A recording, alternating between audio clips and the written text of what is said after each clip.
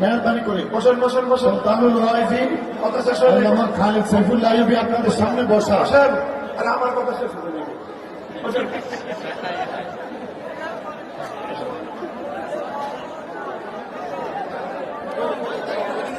বসেন। তাই আমাদেরকে ফার্মের কাছে চলে যাবেন আপনারা। আমি আছি, আপনারা থাকবেন। বসেন, একটু বসেন বসেন। আমি একটু রেস্টে থাকি। আমাদের বন্ধুবর হযরত মাওলানা খালিদ সাইফুল্লাহ আইয়ুবী সাহেব কিছুক্ষণ কথা বলুক, এরপরে সাথে আমরা সবাই একসাথে যাবো।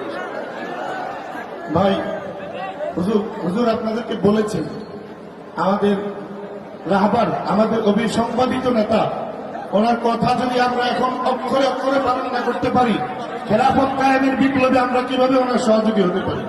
এজন্য বসে যান, মেহরবানি করে একজনও নড়বেন না।